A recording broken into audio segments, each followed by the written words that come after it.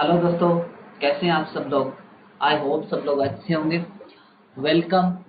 कई दिनों के बाद हमारे चैनल में एकेडमी फॉर यूजीसी नेट। कुछ तबीयत वगैरह खराब थी तो थोड़े काफ़ी दिन हो गए मुझे क्लासेस लिए हुए, तो कोई बात नहीं।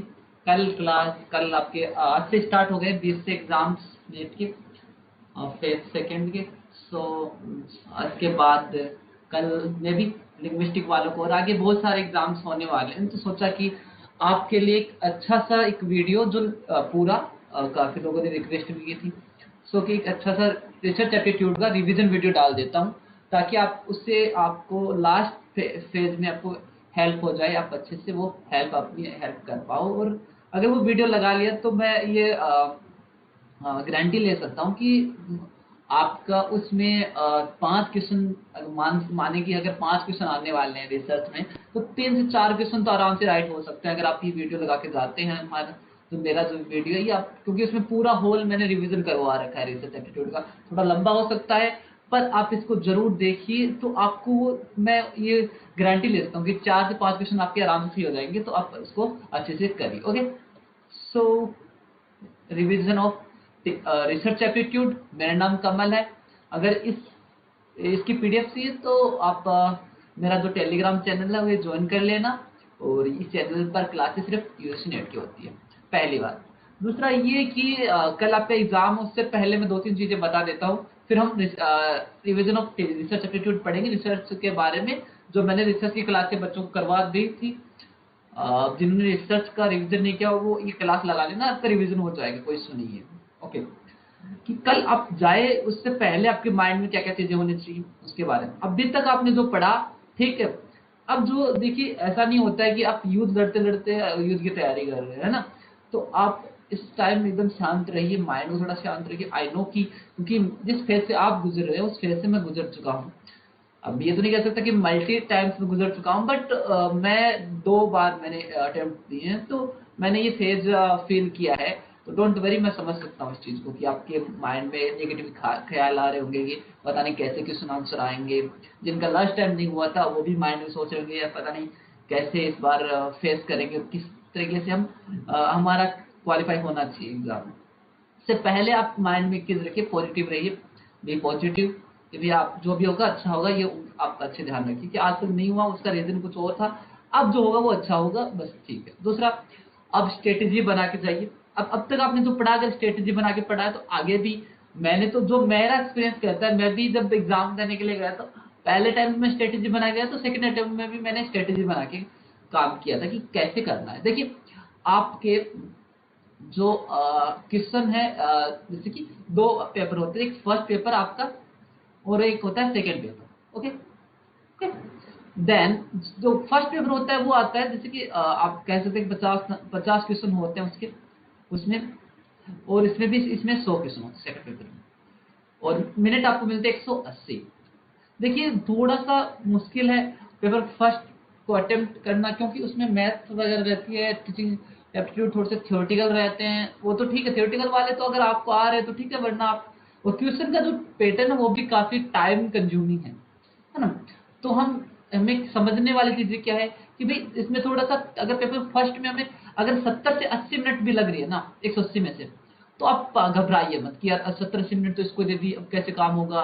अब अगर 70-80 मिनट से लेके 80-90 तक भी अगर हो रहा है ना तो कोई बात नहीं। अगर 90 से, देखिए आप ये सोचिए कि मुझे टारगेट बना के चलिए कि मुझे 90 मिनट से पहले मेरा पेपर फर्स्ट कंप्लीट करना है अच्छे से।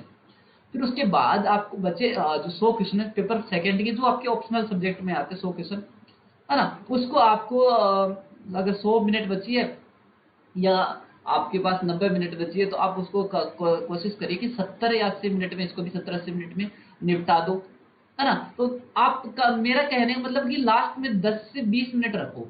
अगर कम से कम 10 से 20 मिनट रखोगे अपने पास, 20 मिनट रखोगे, तो उसको रिवाइज करने का मौका मिलेगा। क्योंकि लास्ट टाइम मेरा एक्सपीरियंस बताता था, जब मैंने एग्जाम दिया तो मेरे पास 35 मिनट एक्स्ट्रा बच गई थी। ये मेरे लिए मतलब मुझे अच्छा लगा, क्योंकि मैंने प्रैक्टिस की। अगर आपने अच्छे से प्रैक्टिस की हुई है तो आपको टाइम अच्छे से बच जाएगा। कोई इसके लिए ये नहीं कि यार मैं बचेगा कि नहीं बचेगा। अगर आपने अच्छे से प्रैक्टिस किया तो बच जाए, कोई इसमें डरने वाली बात नहीं है। प्रैक्टिस नहीं की होगी तो भी तो आपको 10 मिनट तो आराम से बच जाएंगे आपके पास, है ना, तो वो डरने वाली बात है। 10 मिनट में आपको करना क्या, 10 मिनट में आपको पूरी चीजें होल रिवाइज कर देखना कि कहाँ मैंने गलती की है।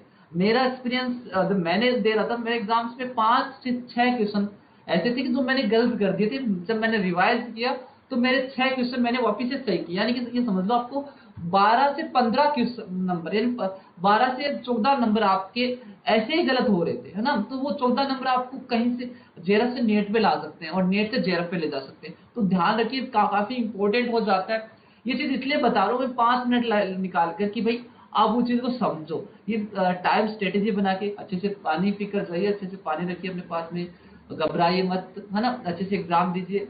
और सबसे इम्पोर्टेंट बात है, जब एग्जाम दे रहे हो सिर्फ एग्जाम में फोकस होना चाहिए। वो मैंने जब क्योंकि मैंने ऑनलाइन एग्जाम्स काफी दिए हैं, तो मैंने देखा है कि स्टूडेंट्स क्या करते हैं कि अब वी आर स्टूडेंट, तो हम क्या करते हैं कि इधर उधर देखने लग जाते हैं, दूसरों के ऊपर दूसरों की तरफ देखने लग जाते हैं, पता नहीं क्या देखते हैं। तो जब एग्जाम दे रहे तो प्लीज उस पर फोकस करिए। एग्जाम के बाद आप एंजॉय करिए, कुछ भी करिए, डजंट मैटर, बट एग्जाम के टाइम थोड़ा सा, क्योंकि आप थोड़ा सा कूल रहने की कोशिश करिए। इधर अब बार बार इधर देखोगे तो थोड़ा प्रेशर आएगा, इसलिए ना हर चीजें थोड़ा सा इधर उधर देखिए, देखना बंद करिए और अच्छे से अपने एग्जाम पे फोकस करिए। पानी वानी पी के जाइए अच्छे से, अपनी जो भी पानी लेके जाइए, बोतल, पानी की बोतल लेके जाइए अच्छे से। और जितना हो सके अपने डर को काबू करिए। जितना डरोगे, क्योंकि जो आ रहा है वो भी भूल जाओगे, है ना। अब हम स्टार्ट करते हैं रिसर्च एप्टीट्यूड का जो रिवीजन है। मैंने इसमें जो क्लासेस करवा दी उसी के से मैंने कंटिन्यू उठाया अपना, और मैं उम्मीद करता हूँ, मुझे पूरा यकीन है कि अगर आपने ये वीडियो लगा लिया ना तो आपका रिसर्च एप्टीट्यूड के 3 से 4 क्वेश्चन कोई नहीं रोक सकता राइट होने में। तो प्लीज आप ये रिसर्च एप्टीट्यूड लगा के जाइए, ठीक है? एक बार इसको देख लीजिए तो आपको चीजें कंफर्म हो जाए। चलिए बात करते हैं, थोड़ा जल्दी करेंगे क्योंकि काफी बड़ा है। 39-40 क्वेश्चन मैंने इसको सिलेक्ट किए हैं, पहले भी मैंने रिवाइज करवा चुका हूँ, बट अब थोड़ा सा डिटेल में बात करेंगे तो थोड़ा सा ऊपर ऊपर से भी जा सकता है। तो ना आप क्लास ली होगी तो आपको पता होगा आपने, क्योंकि अभी तक आपने तो रिसर्च एप्टीट्यूड पढ़ा है, आपको समझ में आना चाहिए। ओके, सो प्लीज इसको की डिटेल में नहीं बताया, वो वाली चीजें नहीं है, मैंने काफी इसमें लिखा हुआ है और बाकी में पीडीएफ डाल दूंगा तो आप पढ़ लेना, तो कुछ जरूरी है नहीं मुझे इतनी। पहली बात देखिए, डिफिनेशन ऑफ रिसर्च एप्टीट्यूड। पहले रिसर्च एप्टीट्यूड के बारे में बात कर लेते हैं। रिसर्च एप्टीट्यूड होता है क्या? रिसर्च यानी कि री प्लस सर्च, यानी कि री यानी अगेन, रिसर्च यानी सर्च यानी एग्जामिन करना। ओके, एप्टीट्यूड का मतलब होता है कैपेबिलिटी, एफिशिएंसी, यानी किसी भी काम को करने की आपके पास कैपेबिलिटी है या नहीं है। अब डिफिनेशन की बात कर लेते हैं, है ना, कि the in depth the study of something in research some information, यानी कि जब रिसर्च करते हैं किसी चीज के बारे में, आपको कुछ चीजें पहले पता थी, है ना, उसके बाद आपने कुछ चीजें और उस पर रिसर्च किया तो आपको नई इन्फॉर्मेशन भी आपको मिल गई है। Okay, in other words, in original addition in existing knowledge, यानी कि जो आपको पहले नॉलेज था उसके बाद कुछ नया नॉलेज मिला, फर्दर एडवांसमेंट हुई उस नॉलेज में, कि आपको पहले किसी चीज के बारे में पता था, है ना, उसके बारे में जैसे कि अभी तक आपको थोड़ा रिसर्च के बारे में पता था, अब मैंने थोड़ा और बता दिया, आपने किसी चीज के बारे में रिसर्च किया, पहले उस चीज के बारे में पता था, आप उस टॉपिक के बारे में आपने थोड़ा सा और किया तो हो गया, ठीक है। अब 3 जनरल व्यू पॉइंट अब वो देख लेते हैं ना, कि क्या क्या 3 व्यू पॉइंट है उसके बारे में हम बात कर लेते हैं। कौन कौन से? पहला, process of process the it's a process inquiry and investigation, यानी ये रिसर्च करना एक इन्वेस्टिगेशन और इंक्वायरी जैसा ही है। ये सिस्टमेटिक होता है मेथोलॉजी के थ्रू। नेसेसरी, इसमें नॉलेज वगैरह इंक्रीज होता है, सॉरी, नॉलेज वगैरह इंक्रीज होता है कि आप जितना रिसर्च करोगे, आपने किसी पर्टिकुलर टॉपिक पर रिसर्च किया है, फॉर एग्जांपल इंडिया की इकोनॉमी पर आपने रिसर्च किया था, आपको इसके बारे में नॉलेज आपको मिल जाएगा। ओके, देन सॉरी एक बार, चलिए दूसरा क्वेश्चन है process of research. Process of research में क्या आता है? Identify the problem. आपने जो आपको जो जिस टॉपिक पे रिसर्च करना है, जिस प्रॉब्लम को सॉल्व करना है, उस पर रिसर्च करना है, उसको आइडेंटिफाई करो सबसे पहले कि मेरा इश्यूज क्या, मेरा टॉपिक क्या है। उसके बाद लिटरेचर रिव्यू करो। लिटरेचर रिव्यू दैट मीन्स कि आप उसके बारे में क्या जानते हो, उसके पहले उससे पहले हमारे रिसर्च करने से पहले क्या क्या काम उस पर हो चुका है, वो चीजें। मान रिसर्च ऑब्जेक्टिव, रिसर्च ऑब्जेक्टिव एक तो आपका एक प्रमुख जो मेन ऑब्जेक्टिव होता है, दूसरा एक उसके सपोर्टिव ऑब्जेक्टिव होते हैं, यानी कि क्या क्या आपके लक्ष्य क्या क्या है, आप चाहते क्या है उस रिसर्च से, क्या आउटकम्स चाहते हैं, क्या फाइंडिंग्स उससे चाहते हैं। अगर आप इसको समझे कि रिसर्च ऑब्जेक्टिव का कीवर्ड क्या है, तो आप बोल सकते हो आउटकम्स या ऑब्जेक्टिव, यानी कि मेरे जो फाइंडिंग्स क्या निकलने वाली है रिसर्च, यानी कि फॉर एग्जांपल मैंने इंडिया की इकोनॉमी पर रिसर्च कर रहा हूँ, तो मेरा फाइंडिंग्स क्या आनी चाहिए मुझे, कि भाई मुझे एक पर्टिकुलर एक डाटा मिलना चाहिए कि किस तरफ से हम किस तरह जा रहे हैं, कि माइनस में जाने की पॉजिटिव हम आगे बढ़ रहे हैं, वो सारी चीजें मुझे बताती है। उसके बाद रिसर्च डिजाइन की भी, रिसर्च का डाटा क्या होगा, कैसा होगा, टाइम कितना लगेगा, बजट क्या रहेगा, वो सारी चीजें हम आगे करवाऊंगा। सारी चीजों का मैं मीनिंग आपको आगे बताऊंगा। फॉर्मुलेट द हाई कोर्ट, इसकी डाटा कलेक्शन एनालिसिस, डाटा करना है आपको, रिपोर्ट राइटिंग वगैरह करनी है, मैं बाद में भी आपको करवाऊंगा अच्छे से। आगे भी इसमें क्वेश्चंस वगैरह मैंने रखे हैं। चलिए नेक्स्ट, रिलायबिलिटी और टाइप्स ऑफ रिलायबिलिटी। ये कॉन्सेप्ट बहुत अच्छा है। रिलायबिलिटी क्या होती है? रिलायबिलिटी देखिए कंसिस्टेंसी होती है, यानी कि एक स्थिरता, यानी कि आपने जब कुछ भी रिसर्च पे, जब आप एक पर्टिकुलर रिसर्च कर रहे हो, तो उस रिसर्च को अलग अलग सिचुएशन में लगाने के बाद भी सेम रिजल्ट आना चाहिए। जैसे कि मेरे पास 3 सिचुएशन, एक रिजल्ट है मेरे पास, कोई भी रिजल्ट मान लो, कोई आंसर मैंने देखा कि इंडियन की इकोनॉमी में मैंने रिसर्च किया, उसके बाद मैंने देखा कि क्या रिजल्ट क्या आ रहा है, तो मैंने सिचुएशन नंबर 1 पे लगाया, मैंने देखा उससे 5% आ रहा है। मैंने उसके बाद बी सिचुएशन में लगाया तो 4.5 आ रहा है। सी सिचुएशन में जैसे मैंने लगाया तो 5.5, यानी कि इतना ऐसा इतना कंसिस्टेंसी चलता है, यानी कि ऐसा नहीं कि पहले 1 आ रहा है फिर सीधा 7 आ रहा है, फिर सीधा 5, फिर 4, फिर मतलब 5 सीधा 9, ऐसा नहीं होना चाहिए। तो थोड़ा ऊपर नीचे चलता है, पर कंसिस्टेंसी के साथ में, यानी कि अगर आपकी कंसिस्टेंसी अच्छी है तो वो हो जाएगा। अब टाइप्स ऑफ कंसिस्टेंसी की हम बात करते हैं। पहला, टेस्ट रीटेस्ट रिलायबिलिटी, यानी कि same test but different time, यानी कि पहले आपने किसी टेस्ट को किया, ठीक है, उसके बाद आपका जो दोबारा से आपने डिफरेंट टाइप में, यानी कि पहले मान लो फॉर एग्जांपल 2 साल पहले कोई किसी ने रिसर्च किया, उसका रिजल्ट जो आया, उसके बाद आज मैं उसी टेस्ट को कर रहा हूं, तो वो सेम रिजल्ट आना चाहिए। तो एक कंसिस्टेंसी अगर है तो आपकी वो टेस्ट रिटेस्ट रिलायबिलिटी हो जाएगी। फिर इसके बाद पैरेलल फॉर्म ऑफ रिलायबिलिटी की, use to set of measure, यानी कि किसी भी करने के लिए, किसी भी रिसर्च को करने के लिए 2 सेट लगा रहा है, यानी कि एक ही चीज को मेजर करने के लिए, एक चीज को मापने के लिए 2 तरीके से 2 मेजरमेंट यूज करना है, यानी कि 2 मापक यूज करना है। यानी कि पहले तो मैंने क्या किया, फॉर एग्जाम्पल मैंने मान लो जयपुर से मुंबई की दूरी मैंने लगा लिया, फिर मैंने मुंबई से जयपुर की दूरी लगाई, यानी कि एक ही चीज को मापने के लिए भाई क्या है, किसी चीज के किसी रिसर्च को रिजल्ट निकालने के लिए हम 2 मेजरमेंट लगाते हैं एक ही रिसर्च पर। इसके बाद आता है इंटर आइटम रिलायबिलिटी, यानी कि आप जब कुछ अब ये रिलायबिलिटी क्या होता है कि आप 100% रिस्पॉन्स को आप पे यूज करिए। इसके बाद आता है 4 नंबर पर इंटररेटर रिलायबिलिटी। इंटररेटर रिलायबिलिटी क्या होता है कि एक स्टडी को 2 डिफरेंट रिसर्चर द्वारा, यानी कि इंटररेटर यानी कि इंटर यानी कि डिफरेंट डिफरेंट, यानी रेटर यानी 2 प्रकार की, यानी कि ऐसी रिलायबिलिटी जहां पर एक रिसर्च को करने के लिए 2 रिसर्चर आते हैं। पहले मैंने किया, मान लो पहले मैंने एक रिसर्च कर दिया, फिर उसके बाद कोई दूसरा आया तो उसने भी रिसर्च किया, ओके। उसके बाद स्प्लिट हाफ रिलायबिलिटी, यानी कि एक कोई था इंस्ट्रूमेंट या कोई रिसर्च, उसको मैंने हाफ तोड़ दिया, हाफ तोड़ने के बाद उसका जो 2 टुकड़े हो गए, उसको आपस में कोरिलेशन करना या फिर उसका कंपैरिजन करना आपस में, ओके। इसके बाद आता है आपका टाइप्स ऑफ वैलिडिटी और वैलिडिटी और टाइप्स ऑफ वैलिडिटी। वैलिडिटी क्या था? वैलिडिटी का मतलब होता है एक्यूरेसी, कितना एक्यूरेट है आपका जो आंसर है या जो आपका रिसर्च है वो कितना एक्यूरेट है ना, ओके। अब टाइप्स ऑफ वैलिडिटी की बात करते हैं। पहला आता है इंटरनल वैलिडिटी। इंटरनल वैलिडिटी का मतलब होता है कोज एंड इफेक्ट रिलेशनशिप, यानी कि कारण और जो परिणाम है वो किस तरह से रिलेटेड है, ओके। उसके बाद आता है एक्सटर्नल वैलिडिटी यानी जर्नलाइजेशन, मैं उसको आगे बताऊंगा। इसको आप ये इसका कीवर्ड याद रखिए, एक्सटर्नल वैलिडिटी का मतलब है जर्नलाइजेशन। इसके बाद कंटेंट वैलिडिटी। कंटेंट वैलिडिटी मतलब इंटायर कंटेंट का आपने कंस्ट्रक्ट, क्या हमने जो हमारी रिसर्च की उसमें पूरा डाटा हमने यूज किया कि नहीं किया। अगर आधा डाटा किया तो वो वैलिड रिसर्च नहीं होगा हमारा, है ना। इसके लिए हमें पूरा डाटा यूज करना होता है। इसके बाद 4th नंबर पे फेस वैलिडिटी, यानी कि अपेयर टू बी वैलिड, यानी कि क्या हमें लग रहा है ना। कभी कभी हम कहते हैं यार ये चीज तो हाँ वैलिड लग रही है मुझे, तो वैलिड हो सकती है, तो हम वैसे उसको वैलिड बना देते हैं, ओके। उसके बाद आता है टेस्ट वैलिडिटी। टेस्ट वैलिडिटी के कुछ टाइप्स होते हैं, उसके बारे में बात करते हैं। एक तो क्राइटेरिया वैलिडिटी, ओके, कि को रिलेशन विद स्टैंडर्ड, या कि क्या हमारा एक क्राइटेरिया, हमने कुछ स्टैंडर्ड बनाया है कि भाई जो हम रिसर्च करें तो हमारे रिसर्च वैलिड तभी होगी।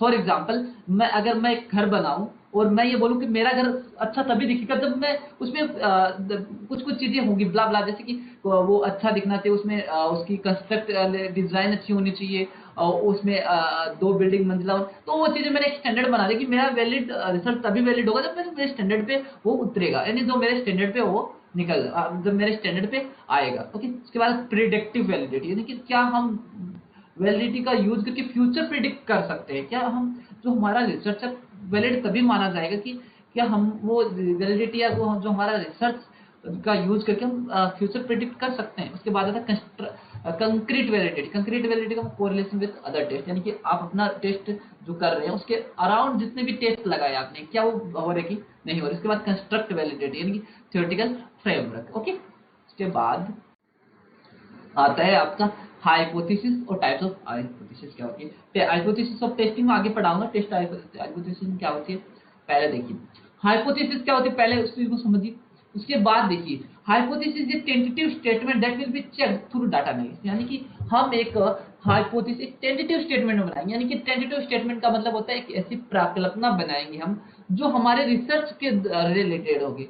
जैसे कि मान लो किसी भी एक सिटी में कुछ मरीजों की संख्या बढ़ रही है, तो हमने ये देखा कि यार जैसे जैसे मरीजों की संख्या बढ़ रही है वैसे वैसे पॉल्यूशन बढ़ रहा है, यानी कि पॉल्यूशन बढ़ने की वजह से मरीजों की संख्या बढ़ रही है। तो हमने एक टेंटेटिव स्टेटमेंट बना लिए। यानी कि एक बात और ध्यान रखना, टेंटेटिव स्टेटमेंट जो आपने प्राकल्पना बनाई है, जो कल्पना आपने बनाई है, इमेजिनेशन आपने जो बनाई है, जो एक हाइपोथेसिस बनाई है, गलत भी हो सकती है और सही भी हो सकती है। तो आप उसको सही ठहराने का काम ना करें।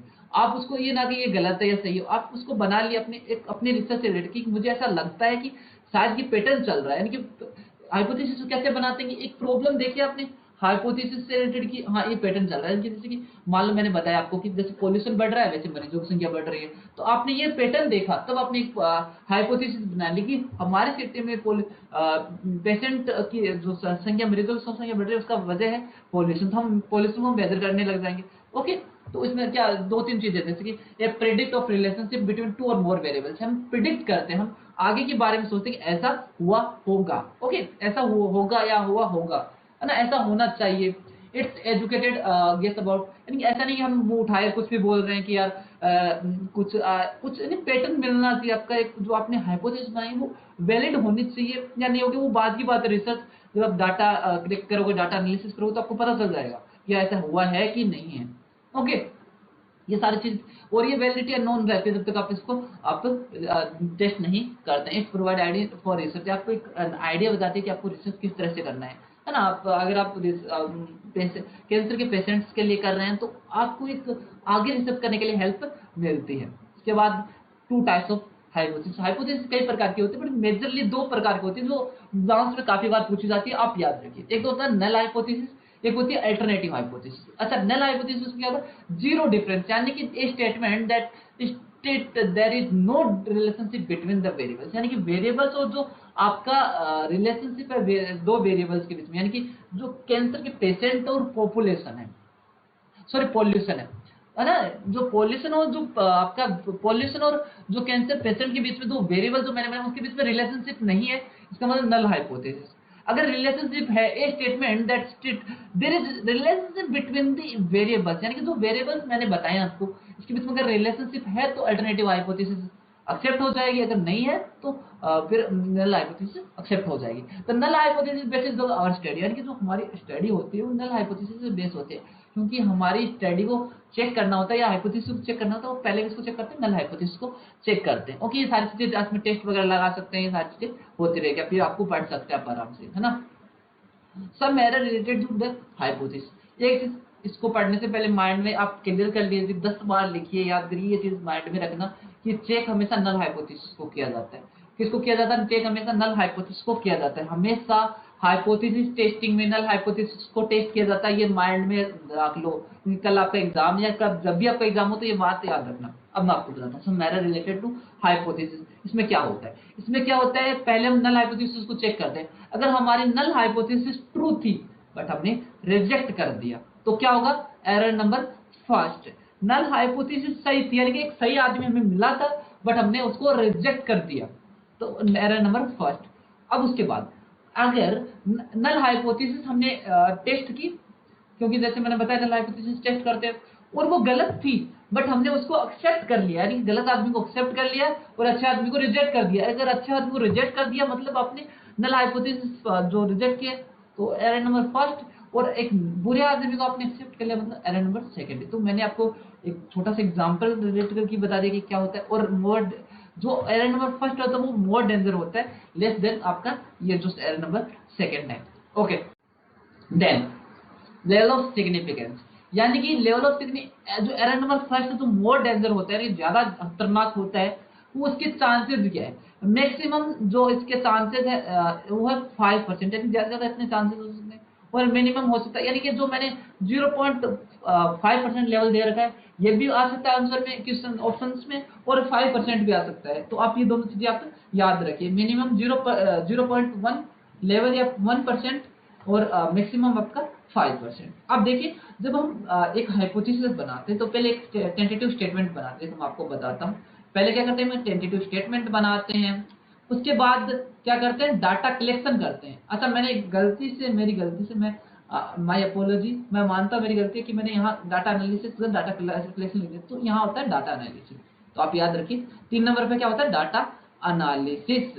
ओके, तो उसके बाद डाटा हाइपोथेसिस टेस्टिंग करते हैं। देखिए, है ना, पहले क्या करते हैं, एक टेंटेटिव स्टेटमेंट बनाते हैं, कि एक प्राकल्पना स्थापित करते हैं, उसके बाद डाटा कलेक्शन करते हैं 2 नंबर पे, है ना।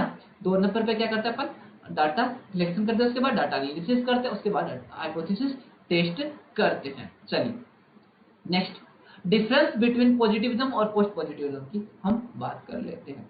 पॉजिटिविज्म क्या है, पोस्ट पॉजिटिविज्म क्या है, ये पूरा चैप्टर है हमारे। अगर मैं मुझे मौका मिला दोबारा से आपको लोगों को पढ़ाने का, तो मैं और अच्छे से पढ़ाऊंगा, बट आप एक समरी समझ लीजिए कि पॉजिटिविज्म क्या होता है, पोस्ट पॉजिटिविज्म क्या होता है। ओके, पॉजिटिविज्म ये ध्यान रखिए कि साइंटिफिक हो, जो चीजें साइंटिफिक है, लॉजिक है, वो होता है पॉजिटिविज्म। और जो साइंटिफिक से आगे जाता है कि भाई सारी चीजें साइंटिफिक नहीं होती है, इरेशनल चीज भी, अनसाइंटिफिक चीजें भी होती है, तो वो होता है पोस्ट पॉजिटिविज्म। यानी कि पॉजिटिविज्म को एकदम से देखिए, पोस्ट का मतलब क्या होता है, जहां भी पोस्ट आता है ना, उसका मतलब होता है कि हमने जो पास्ट की जो कंसेप्ट था, जिसके आगे लगा, जैसे कि पोस्ट मॉडर्निज्म, पोस्ट स्ट्रक्चरलिज्म, है ना, जो आई एम सोशियोलॉजिस्ट का, मैं एक सोशियोलॉजी का स्टूडेंट हूँ, तो मैं कंसेप्ट उसके कंसेप्ट की बात कर रहा हूँ। तो आप उसका डिफरेंस सुनिए। पॉजिटिविज्म ऑब्जेक्टिव होता है, ऑब्जेक्टिव दैट मीन्स कि भाई ये बाइस्ड नहीं होता है, यहाँ बाइस्ड नहीं आ सकता है। और जो सब्जेक्ट पोस्ट पॉजिटिव होता है वो सब्जेक्टिव होता है, मतलब कहीं ना कहीं हम बाइस्ड हो जाते हैं, हम कुछ चीजों को लेकर बाइस्ड होते हैं। बाइस्ड मीन्स भेदभाव करना किसी चीज की, एक चीज को लेकर आप अपने अलग अलग विचार दे रहे हो, यानी कि एक चीज जब बात करते हैं किसी भी चीज को लेकर, एक जगह तो बोल रहे हो कि वो अच्छी है, एक जगह बोल रहे हो वो गलत है। ओके, तो वो होता है आपका बाइस्ड होना। ओके, पॉजिटिविज्म क्वालिटेटिव होता है, पोस्ट पॉजिटिव क्वालिटेटिव होता है। पॉजिटिविज्म डिडक्टिव होता है, डिडक्टिव एंड डिडक्टिव, क्वालिटी और क्वांटिटेटिव का डिफरेंस आगे बताऊंगा मैं, तो अच्छे से सुन सकते हैं। जैसे कि मैंने बताया, पॉजिटिविज्म नेचुरल साइंस में आता है, यानी कि साइंस से रिलेटेड होता है, जैसे कि नेचुरल साइंस में बायोलॉजी हो गया, मैथ हो गया, फिजिक्स हो गया। ओके, और ये होता है सोशल साइंस से रिलेटेड। इसमें रियलिस्टिक की बात की जाती है कि भाई अब फिलोसफी वाली बात नहीं करनी है हमें, रियलिस्टिक बात की, यहाँ क्रिटिकल रियलिस्टिक की बात की जाती है कि आप तो साइंटिफिक बार बार साइंटिफिक साइंटिफिक बोल रहे हो, क्या ये सच में अब साइंटिफिक है कि नहीं है। ओके, ये ट्रेडिशनल है, काफी दिनों से चलती आ रही है, क्योंकि जब पहले आपका मतलब रिलीजियस थे लोग, उसके बाद धीरे धीरे साइंटिफिक, तो काफी दिन से ट्रेडिशनल है, ये न्यू फॉर्म है, अभी पॉजिटिव अभी अभी आया है। ये साइंटिफिक है और ये इंटरप्रेटिव, इसको समझना पड़ता है। अंडरस्टैंडिंग, इंटरप्रेटेटिव यानी कि अंडरस्टैंडिंग होती है चीजों की, है ना। इसमें वन रियलिटी होती है कि भाई देखो, सीधी सी बात है, अब लॉ ऑफ ग्रेविटी बोला, जैसे कि आपने लॉ ऑफ ग्रेविटी, यानी कि कहीं भी चले जाओ एक ही चलेगा, आपने किसी चीज को ऊपर से नीचे गिराया तो नीचे आने वाली है, तो ये वन रियलिटी की बात होती है। यहाँ पर रियलिटी डिपेंड ऑन ऑब्जर्वर है, यानी कि किसी भी चीज को देखने का एक अपना इंडिविजुअल पर डिपेंड होता है, कि हर व्यक्ति पर डिपेंड होता है कि वो रियलिटी को देख कैसे रहा है। ओके, इसके बाद ये फिक्स्ड होती है, ये फ्लेक्सिबल होती है, कि अगर वन रियलिटी तो अब वही फिक्स रहेगी, कि भी आप आज भी बोल रहे हो तो वही रहेगा, कल बोल तब भी वही रहेगा, और परसों बोलो तो भी वही रहेगा। ओके, क्योंकि जैसे कि लॉ ऑफ ग्रेविटी का मैंने एग्जांपल दिया कि कल भी थी, आज भी, परसों भी रहेगी। ओके, ये फ्लेक्सिबल होता है। इसके बाद इथिक्स फॉर गुड रिसर्च, यानी कि कुछ इथिक्स होते हैं, है ना, रिसर्च करने के, एक अच्छे रिसर्च करने के कुछ इथिक्स होते हैं, तो उसके बारे में बात करते हैं, क्या क्या होते हैं उसके बारे में। देखिए, पहला ऑनेस्टी, ईमानदार रहिए। ओपन टू क्रिटिसिज्म, यानी कि आपने कोई रिसर्च प्रेजेंट किए हैं, आपने कोई फाइंडिंग सुनी है, तो उसको क्रिटिसिज्म अगर कोई कर रहा है तो उसको भी एक्सेप्ट करिए कि हाँ भाई आपने क्रिटिसाइज किया, तो या मुझे आपने आलोचना की, तो उसको आलोचना को भी आप एक्सेप्ट करिए। ऑब्जेक्टिविटी टू मेंटेन, यानी कि ऑब्जेक्टिविटी को मेंटेन करिए सर, है ना। अपना जो रिसर्च बायस नहीं, बायस फ्री होनी चाहिए, है ना। ऑब्जेक्टिविटी का मतलब यही होता है कि आप एक जगह बायस ना हो, आप भेदभाव नहीं करिए, है ना। कुछ फॉर एग्जाम्पल, आप अगर एक हिंदू है ना, तो आप अगर गायों पर जो गायों को काटने वाली जो फैक्ट्रीज है अगर उन पे रिसर्च कर रहे हैं, है ना, या किसी मांस मतलब या किसी भी कर रहे हैं, तो एज ए हिंदू आपके माइंड में ऐसा तो नहीं कहता कि ट्रेडिशन, जो एक कंजर्वेटिव हिंदू होता है वो उसके माइंड में शायद ऐसा चलता है कि यार ऐसा गलत है, ये गलत, तो आप वो चीज को गलत गलत लिखोगे। और एक जगह जब आपसे कभी उसी चीज को अगर कोई अदर रिलीजन वाला करता है तो वो एक अलग तरीके से करेगा। तो आप ध्यान रखिए, सब रिसर्च कर रहे होते हैं, ऐसा नहीं कि आप स्टडी में ही, जब आप कहीं भी रिसर्च कर रहे होते हैं आप आगे जाके, जब मैं उम्मीद करता हूँ आप लोगों के लिए, मैं दुआ करता हूँ, आप जब आप जेआरएफ क्वालिफाई करोगे, पीएचडी में जब इनरोल करोगे और पीएचडी रिसर्च करोगे, तब आप जब रिसर्च करोगे तो आप एकदम बायस फ्री रहिए, किसी चीज को लेके भेदभाव ना करिए कि यार एक जगह तो आप बोलोगे अच्छी है, एक जगह बोलोगे तो गलत है वो चीज। ओके, उसके बाद ऑब्जेक्टिव को मेंटेन करिए, केयरफुली होना चाहिए, अच्छे से इन्फॉर्म करिए अपने जिससे भी डाटा ले रहे हैं। ऐसा नहीं कि काफी बार मैंने एग्जांपल दिया अपने स्टूडेंट्स को कि आपका जो रिस्पोंडेंट है, आपका जो उत्तरदाता है, जो आपको आंसर दे रहा है अपने किसी आपके क्वेश्चन का, आप उसको बिना उसकी इच्छा से उठा लाए और फिर बोलते हैं कि यार मैं तो आपसे रिसर्च के लिए क्वेश्चन पूछ रहा था, तो वो ऐसा नहीं होना चाहिए। इसके बाद नॉलेज शेयर कर, अपना जो नॉलेज आपको मिला उसको शेयर करने की कोशिश, और कुछ चीजें कॉन्फिडेंशियल रखिए कि जो रिसर्च का वो जान के जो रिस्पोंडेंट की कुछ जानकारी मिले उसको आप ऐसे बखान मत करिए कि यार मुझे जानकारी मिले हम किसी को बताइए। प्लेगरिज्म, आपका जो रिसर्च प्लेगरिज्म फ्री होना चाहिए, है ना, साहित्य चोरी की इसका उठाया उससे आगे मैं बताऊं उसके बारे में भी कि प्लेगरिज्म क्या होता है, इसका रिसर्च उठा के अपने काम में ले लेना वो गलत है। यानी कि किसी का रिसर्च अपने नाम पर पब्लिश करवा देना वो प्लेगरिज्म होता है। ओके, चलिए 9 नंबर पे है नो वन हार्म्ड, यानी कि आप ऐसा जब भी आप अपना रिसर्च कर रहे हो तो चाहे वो जीव जंतु हो या कोई इंसान हो, उसको हार्म नहीं होना चाहिए, उसको नुकसान नहीं पहुंचा सकते आप। Okay, intellectual property right, IPR जो होते हैं, आईपीआर हो गया आपका जो एक इंटेलेक्चुअल प्रॉपर्टी राइट, यानी कि कुछ राइट्स होते हैं तो आप वो उसको यूज नहीं कर सकते, उससे पहले आपको उसकी परमिशन लेनी पड़ेगी। जैसे सॉन्ग्स में इंटेलेक्चुअल प्रॉपर्टी राइट होते हैं या और भी बहुत सारे होते हैं, तो आपको अच्छे से ये चीजें पता होगी, सॉरी, ठीक है। अब जिनसे भी डाटा ले रहे हैं उनको डाटा कलेक्शन करने के बाद कुछ अप्रिसिएशन के नाम पे स्मॉल गिफ्ट वगैरह दे सकते हैं। ऐसा नहीं कि पहले उनको ललचा रहे हैं कि यार मैं आपको ये दे दूंगा, आप ये मेरी हेल्प कर दो, तो वो आपको नहीं होना चाहिए। इसके बाद डोंट फोर्स टू रिस्पोंडेंट, आप रिस्पोंडेंट अगर कुछ इमोशनल क्वेश्चन पूछे और वो आंसर नहीं देना चाहता है तो उस पर डिपेंड करता है, वो ना देना चाहे तो उसे ना देने दे। अब उसको फोर्स ना करे कि मुझे मेरे आंसर दे, मुझे मेरे क्वेश्चन के answer they. Do research with proper legal framework, यानी कि जो एक रिसर्च करने का एक लीगल फ्रेमवर्क बनाया उसको आप यूज करिए। उसके बाद where ethics is more important, यानी कि एग्जाम से काफी बार पूछा गया, तो ये 3 जो नाम है ये भी याद रखिए। डाटा कलेक्शन में जब आप डाटा कलेक्शन करते हैं तो वहां पर भी आपका एथिक्स काफी इंपॉर्टेंट हो जाता है, क्योंकि आप कुछ गलत डाटा भी यूज कर सकते हैं। जब डाटा एनालिसिस करते हैं तो अपना डाटा ऊपर नीचे कर सकते हैं कि मुझे भाई देखो, फॉर एग्जाम्पल मुझे ऐसा लगता है कि जो स्कूल के स्टूडेंट है अगर वो टीवी देखते हैं तो उनके मार्क्स कम आएंगे, फॉर एग्जाम्पल।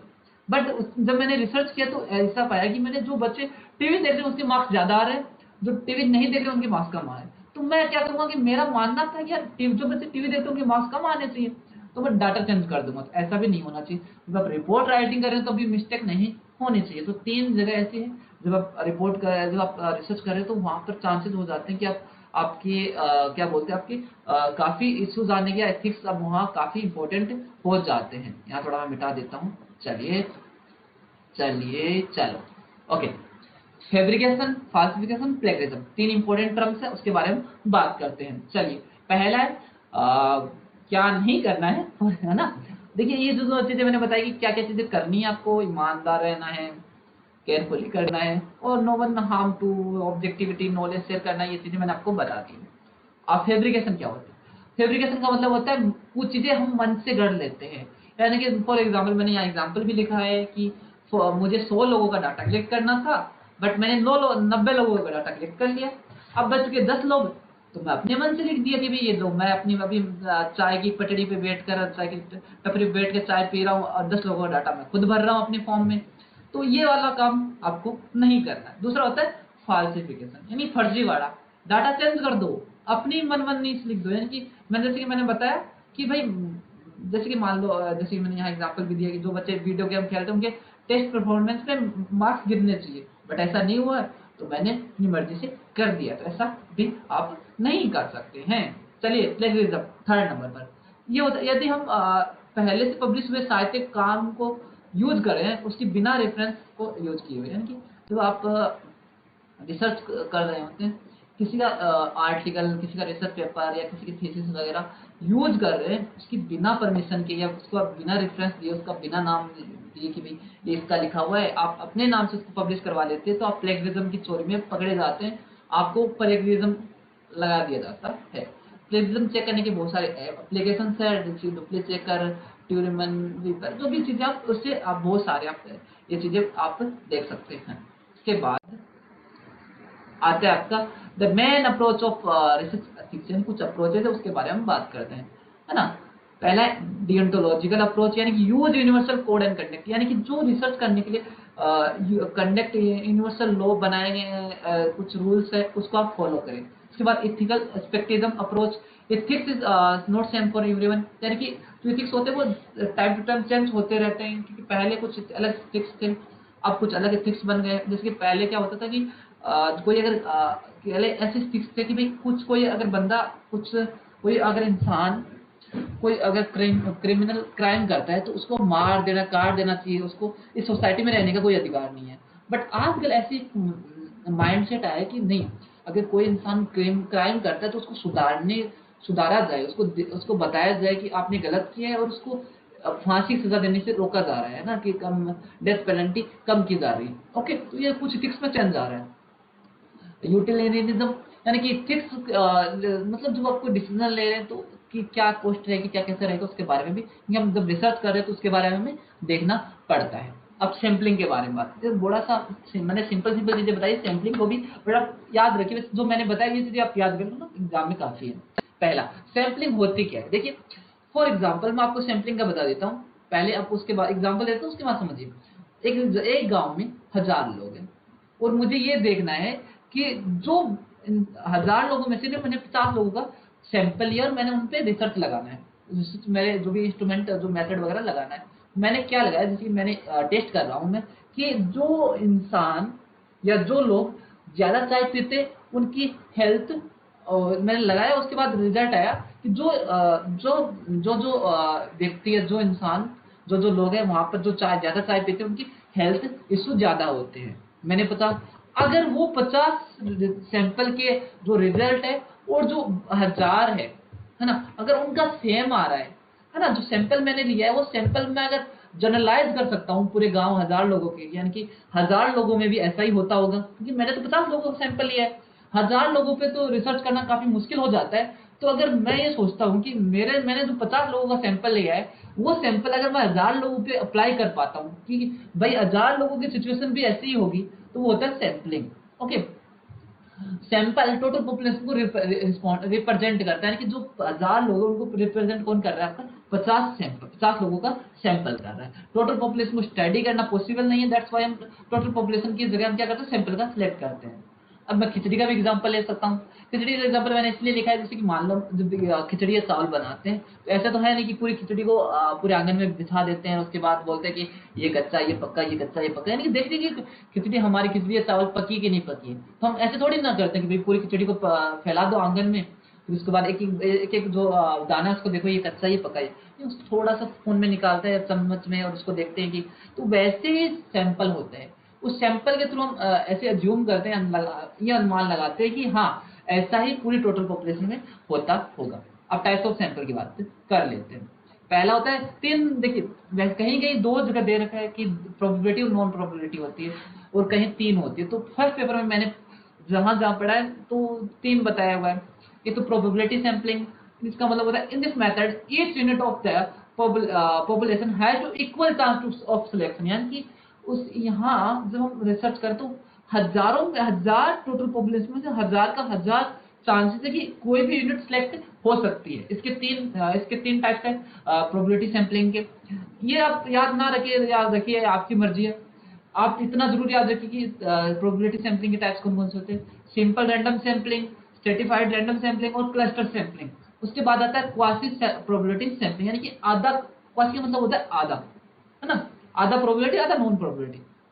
इसमें आता है सिस्टमेटिक और मल्टी स्टेज सैंपलिंग, यानी कि सैंपलिंग सिस्टमेटिक होनी चाहिए, मल्टी स्टेज में होनी चाहिए, जैसे कि कंट्री, देन फिर स्टेट, फिर डिस्ट्रिक्ट, फिर तहसील, पंचायत, लाइक दैट। ओके, इसके बाद आता है आपका non probability sampling. Non probability यानी कोटा सैंपलिंग, एक पर्टिकुलर कोटा होता है ना, 50%, 40%। पर्पसिव सैंपलिंग यानी पर्पस, यानी कुछ एक आपने ये सोचा कि मेरा ये जो पर्पस, जहां मेरा पर्पस होता है, मैं जिसकी मुझे ऐसा लगता है कि मेरे यहाँ इस सैंपलिंग में मेरे पर्पस कंप्लीट हो रहे हैं, या मेरे रिसर्च की कुछ जो क्वालिटी इसमें आ रही है। कन्विंसिंग, जहां मैं कन्विंस हो रहा हूँ। डायमेंशन सैंपलिंग, स्नोबॉल सैंपलिंग, ये सारी चीज। अभी इतना याद रखिए कि कौन से प्रोबेबिलिटी सैंपलिंग में कौन कौन सी सैंपलिंग आती है, आपकी नॉन प्रोबेबिलिटी में कौन सी आती है, क्वासी प्रोबेबिलिटी में कौन कौन सी आती है। चलिए, स्टेप्स ऑफ रिसर्च प्रोसेस, जो मैंने आपको पहले भी इसके बारे में बात की है कि भाई steps of research process. Identify the problem, define the research problem. पहले आइडेंटिफाई करिए प्रॉब्लम को, फिर डिफाइन करिए रिसर्च प्रॉब्लम को कि क्या, पहले क्या करना है, जो प्रॉब्लम जिस पर रिसर्च करना उसको देखिए, फिर उसको डिफाइन करने की कोशिश कीजिए कि क्या है इसके प्लस पॉइंट, क्या माइनस पॉइंट है, क्या हम किस किस पे रिसर्च करना है। और जितना आप उसको माइनर ले सकते हैं, माइनर दैट मीन्स जितना उसको स्पेसिफाई कर सकते हैं, इतना स्पेसिफिक कर सकते हैं। जैसे कि मैं एक एग्जांपल लेता हूँ, मुझे वाटर प्रॉब्लम पे करना है।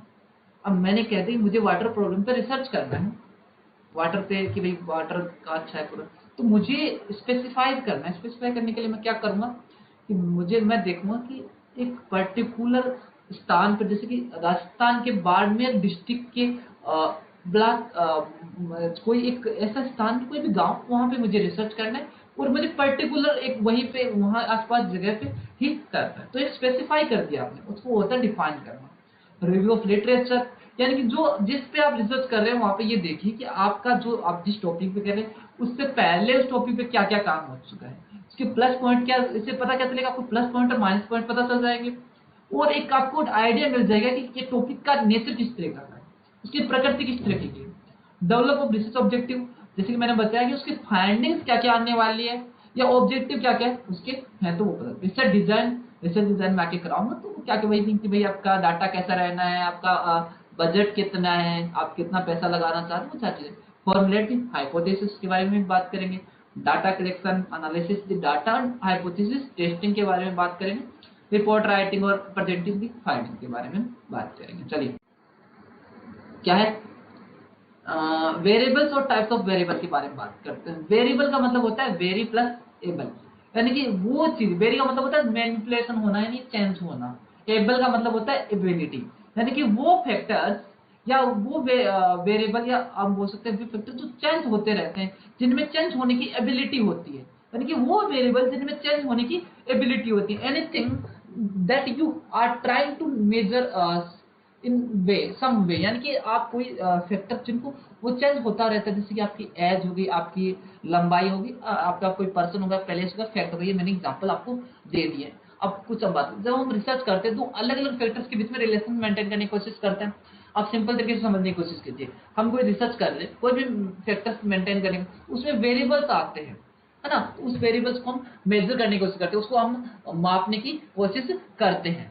चलिए, टाइप्स ऑफ वेरिएबल की बात करते हैं। एक होता है इंडिपेंडेंट वेरिएबल जो डिपेंड नहीं होता किसी पर, एक होता है डिपेंडेंट वेरिएबल जो डिपेंड होता है इंडिपेंडेंट वेरिएबल पर। उसके बाद इंटरवेनिंग वेरिएबल, जो इंटरवेनिंग वेरिएबल मतलब होता है जो इंटरफेयर करता रहता है कि भाई अब तुम क्या कर रहे हो ना। आपने देखा बहुत सारे लोग इंटरफेयर करते हैं आपस में, है ना, तो वैसे ही एक इंटरवेनिंग वेरिएबल होता है जो हमारे डिपेंडेंट और इंडिपेंडेंट वेरिएबल में इंटरफेयर कर देता है कि मुझे भी कंसिडर करो। इसके बाद एक्स्ट्रोनियस वेरिएबल, यानी कुछ एक्स्ट्रा वेरिएबल्स भी होते हैं, और ये ही एक्स्ट्रोनियस वेरिएबल जब खतरनाक हो जाता है, एक्स्ट्रोनियस वेरिएबल काफी खतरनाक होता है। इसलिए खतरनाक होता है क्योंकि भाई हमारे रिसर्च को खराब कर देता है ना, हमारे इंडिपेंडेंट वेरिएबल को मैनिपुलेट कर देता है, चेंज कर देता है, और वही जब खतरनाक हो जाता है तो वो कंपाउंडिंग वेरिएबल बन जाता है। डेमोग्राफिक वेरिएबल का मतलब होता है कि एज हो गई, जो आपकी पॉपुलेशन से रिलेटेड होती है, आपका घनत्व कितना है ना, वो चीजें आ जाती है वेरिएबल। कांस्टेंट वेरिएबल, कांस्टेंट का वेरिएबल का मतलब होता है कुछ वेरिएबल कंट्रोल वेरिएबल होते हैं। इसके बाद है कैटेगोरिकल वेरिएबल, देखिए कुछ कैटेगरी बनाए हुए वेरिएबल्स, तो जहाँ पे कैटेगरी बना सकते हैं ना। ओके, उसके बाद how to measure the variable, यानी कुछ एक स्केल्स वगैरह बताता हूँ मैं, वो स्केल्स जिससे मेजर करते हैं वेरिएबल्स को। How to measure the variables scale, पहला होता है कुछ स्केल्स के बारे में बात करें, नॉमिनल स्केल। नॉमिनल स्केल को ऐसे याद करो, नंबर, नंबर यानी कि N for number, N for nominal scale. यहाँ पर हम किसी भी जो भी हम कैटेगरी उसको हम क्या कैटेगरी तो कर सकते हैं बट उसको रैंक नहीं कर सकते। याद रखिए कि वेरिएबल को हम कैटेगरी कर सकते हैं कि अलग अलग है। ए जो जैसे कि ब्लड ग्रुप है आपका, जैसे a blood group, A positive, A negative, B positive, B negative, A B O O, है ना। बट इसको रैंक नहीं कर सकते। जैसे कि ये नहीं बोल सकते विराट कोहली का जो ब्लड ग्रुप है वो तो मतलब अच्छा है, किसी का जो ब्लड ग्रुप है वो घटिया है ना। तो आप ये ब्लड ग्रुप सेम होता है तो उसको आप रैंक नहीं कर सकते। उसके बाद ऑर्डिनल स्केल। ऑर्डिनल स्केल में क्या होता है, कैटेगरी भी कर सकते हैं और रैंक भी कर सकते हैं। जैसे कि मैं अभी क्लास पे आपको अपनी क्लास पढ़ा रहा हूँ तो आप उसको रेंट कर सकते हैं। जैसे कि आप जैसे मैं बोल दूँ आपको अच्छा लगा, बहुत अच्छा लगा, वेरी सेटिस्फेक्शन, हाँ सेटिस्फेक्शन ठीक ठाक, डिससेटिस्फेक्शन यानी कि आपको नहीं यार मुझे अच्छा नहीं लगा, क्या पढ़ा रहे हो यार, है ना। उसके बाद इंटरवेल स्केल, यानी इंटरवेल स्केल का मतलब होता है पार्टीशन, यानी कि फॉर एग्जाम्पल जो टाइम्स होता है यानी कि उसमें 60 मिनट का एक घंटा होता है, 1 घंटा होता है, एक 1 आवर होता है, मतलब 60 मिनट, यानी कि उसको 4 भागों में डिवाइड करके 15-15 मिनट का, यानी कि इंटरवेल्स भी हो जाता है। बीच में इंटरवेल भी कर सकते हो, कैटेगरी भी कर सकते हो, रैंक भी कर सकते हो और आपका इंटरवेल भी कर सकते हो। उसके बाद रेशियो स्केल, रेशियो स्केल को 0 से डिनोट करते हैं कि आप उसको कैटेगराइज भी कर सकते हो, रैंक भी कर सकते हो। इंटरवेल स्केल भी होती है वो स्टार्टिंग टू 0, यानी 0 से वो स्टार्ट भी होता है। यानी कि जब आप मान लो है ना किसी चीज को वीडियो, जब ये मेरा वीडियो क्लास जो आपको यूट्यूब पे डालूंगा तो 0 से चलेगा, है ना। तो वो सारी चीज है। उसके बाद आता है 16th, what is the difference between qualitative और क्वांटिटेटिव रिसर्च के बारे में बात करते हैं। क्वालिटेटिव और क्वांटिटेटिव मेजर ऊपर ऊपर से देख लीजिए। What you feel and think, यानी कि जब आप अपनी फीलिंग्स और जो आप जो सोचते हैं जो है ना उसकी, जिसकी आपकी फोटो हो गई, रिकॉर्डिंग हुई, वर्ड्स हो गई, ये आता है क्वालिटेटिव रिसर्च में।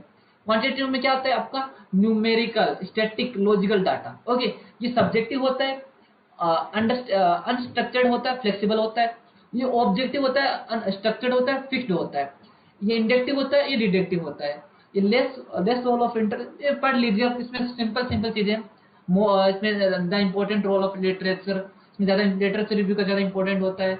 ये top to down, top up होता है, क्या होता है एक नया आइडिया करते हैं कुछ, मान क्या होता है कि जो क्वांटिटेटिव में क्या, क्वालिटेटिव में क्या होता है कि आप एक नया आइडिया से थ्योरी बनाते हो, है ना, है ना। एक नई आइडिया बनाते, एक सैंपल लेते हो, उसके बाद थ्योरी बनाते हो। बट यहाँ पर टॉप टू डाउन, आपके पास एक थ्योरी, उसको आपको उसको टेस्ट करना है ना। यहाँ पर small simple sample size small होती है, लार्ज सैंपल साइज लार्ज होती है।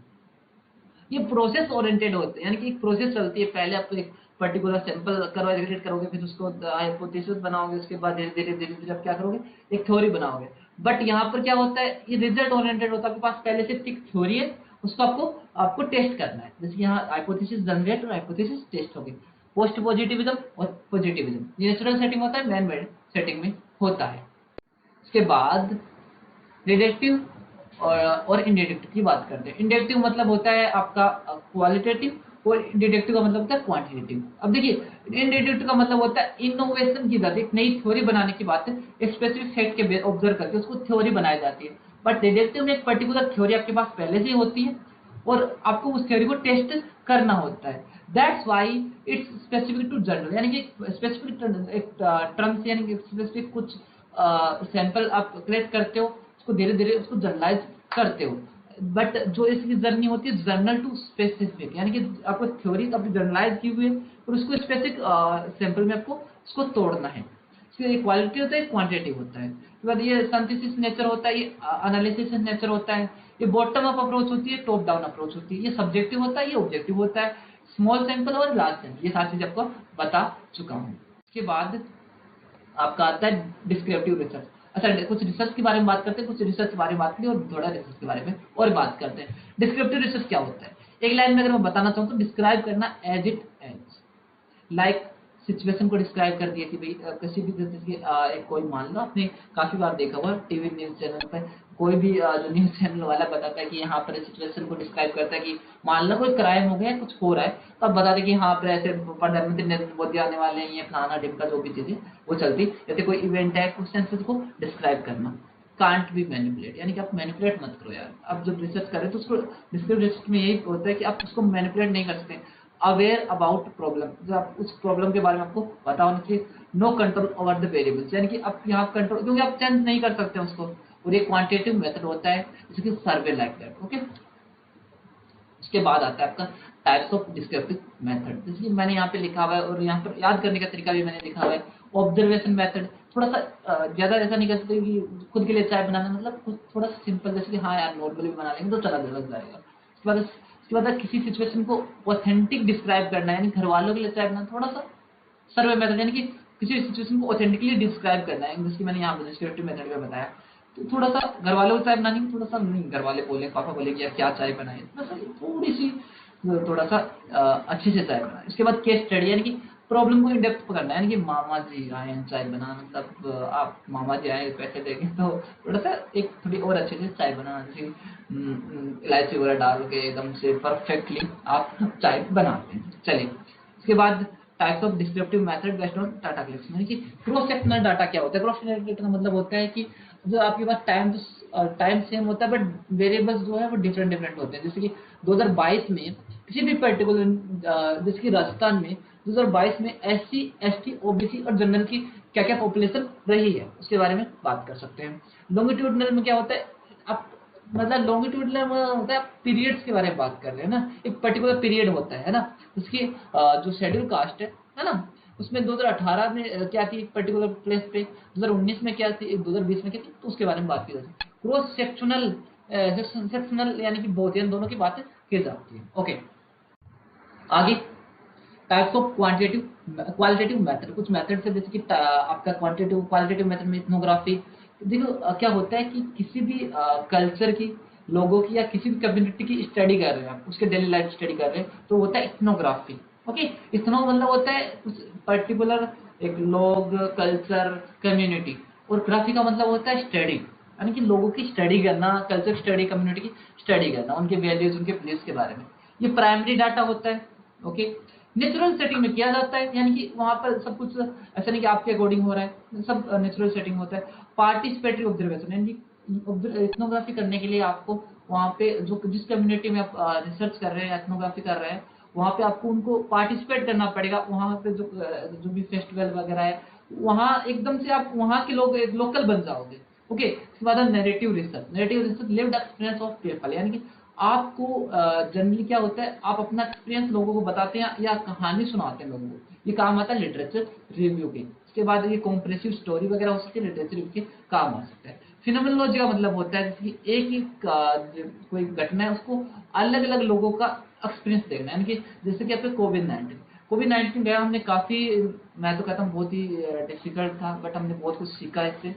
तो हर इंसान का अलग अलग व्यू पॉइंट रहेगा कोविड-19। कोई कहेगा यार बहुत अच्छा रहा, हमने बहुत कुछ सीखा, हमें सीखना चाहिए, प्रकृति पर काम, हमें प्रकृति जो हमें सिखा के गई है उस पर ध्यान देना चाहिए, हमें मतलब बहुत अच्छी चीज़ पेड़ लगाने चाहिए, मतलब और कुछ चीज़ इसके हमारे पास कोई स्टॉक बनेंगे हमारे लिए काफ़ी डिफिकल्ट था। तो कॉमन थिंग या हम कह सकते हैं कि जो व्यू पॉइंट होता है वो इंडिविजुअल का अलग अलग होता है। इसके बाद आता है ग्राउंडेड थ्योरी, इसमें आता है डेवलपमेंट ऑफ थ्योरी का देखना। आप थ्योरी तब तक डेवलप करते रहते हैं जब तक एक सेंचुरेशन पॉइंट नहीं आ जाता कि जहां पर आपको एक नया डाटा मिलना नहीं, जब तक नया डाटा नहीं मिलना स्टार्ट हो जाता है। यानी कि आप कभी कभी देखा होगा कि आपने किसी भी टॉपिक पर इतना रिसर्च करते हो उसके बाद आपको नया डाटा मिलता ही नहीं है, वही बार बार रिपीट होता जाता है। केस स्टडी इन डेप्थ होती है, यूनिक इश्यूज होते हैं पर्टिकुलर कंटेक्स्ट में, और किसी भी कम्युनिटी पे की जा सकती है। ओके, उसके बाद एक्सपेरिमेंटल रिसर्च में 3 पॉइंट्स बताऊंगा, आपको अच्छे से समझ में आ जाएगा। एक्सपेरिमेंटल रिसर्च जैसे कि कॉज एंड इफेक्ट के रिलेशन की बात की जाती है, और इसमें 3 वेरिएबल होते हैं, इंडिपेंडेंट वेरिएबल, कांस्टेंट वेरिएबल और डिपेंडेंट वेरिएबल। पहले क्या किया जाता है, इसकी कैरेक्टरिस्टिक समझ लोगे तो एक्सपेरिमेंटल रिसर्च पूरा समझ में आ जाएगा। पहले क्या होता है कि हम जो इंडिपेंडेंट वेरिएबल है, 3 वेरिएबल बताया मैंने, इंडिपेंडेंट वेरिएबल, डिपेंडेंट वेरिएबल और कांस्टेंट वेरिएबल। जो जो इंडिपेंडेंट वेरिएबल है उसको छोड़कर जो डिपेंडेंट वेरिएबल और कांस्टेंट वेरिएबल है, यानी कि जो कंट्रोल है, उसको कंट्रोल किया जाता है, बस इंडिपेंडेंट वेरिएबल को कंट्रोल नहीं किया जाता है। फिर उसके बाद मैनिपुलेशन किया जाता है, यानी कि चेंज किया जाता है किसको, इंडिपेंडेंट वेरिएबल को।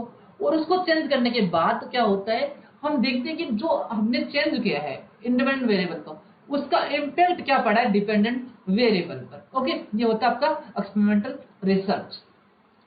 एक्स फैक्टो रिसर्च क्या होता है, after the happening the event, किसी भी घटना के होने के बाद जो रिसर्च किया जाता है वो एक्स फैक्टो रिसर्च होता है। Not random assignment, quasi experimental research, यानी कि आधा एक्सपेरिमेंटल जैसा ही होता है।